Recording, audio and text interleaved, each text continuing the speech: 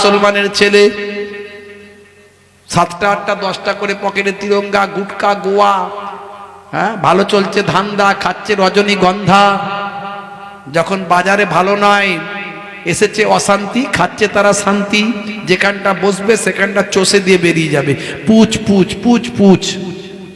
হ্যাঁ, ঠোঁট জিভ দাঁত চেনা যায় না, লাগামগুলো সব এমন হয়ে গেছে, জোরে একবার তাকবীর দিতে বললে না, তুমি আল্লাহু আকবার বড় করে হাঁ করতে পারে না। আমি মাঝে মাঝে ভাবি এদের বউগুলো টেকে কি করে, বুঝতে পারছি।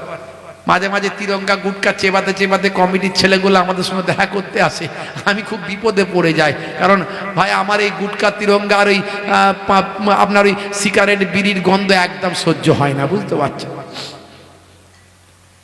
কারণ আমি পান পর্যন্ত খাই না। আমাকে মাঝে মাঝে লোকে জিজ্ঞাসা করে, হুজুর পান খাবেন নাকি? আমি না ভাই খাই না। আচ্ছা জর্দা ছাড়া না হলে দেবো, দোক্তা দিয়ে দেবো? আমি দোক্তাও খাই না, পানও খাই না। তাহলে হুজুর কি খান? রজনীগন্ধা খাবেন? না ওটাও খাই না। তাহলে কি খান হুজুর? আমি কিছুই খাই না। কিছুই খান না? মাওলানা হুজুর সব তারা তো একটু কিছু খায়, আপনি কিছু খান না? আমি দেখো খাই না তো কি হয়েছে, তারা খায়, তারা খায়। আমার কোনো নেশা টেশা কিছু নাই।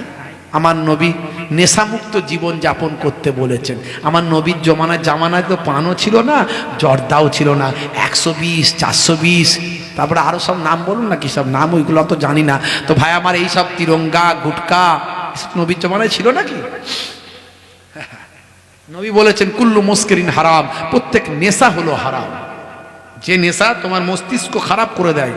আপনি পান খাচ্ছেন আলাদা কথা, সাদা পান একটু খেলেন, খান, অসুবিধা নাই, ওটা নেশা নয়। যে যে যে জিনিসে আপনার মস্তিষ্কের ক্ষতি করে সেটা নেশা, সেটা মারাত্মক নেশা। যেটা আপনার শরীরের ক্ষতি করবে সেটা থেকে দূরে থাকুন।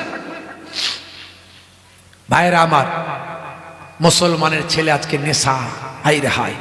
তিরঙ্গা গুটকা চেবাতে চেবাতে এসে মনে মনে করছি যে বাবু দূর থেকেই কথা বল ভাই। সে হলে কি হবে, কাছে এসে বলে হুজুর দুয়া করবেন, যেই বলবে ব্যাস, বুঝতে পারছি কি বিপদ মুসলমানের ছেলে, হাই রে হাই।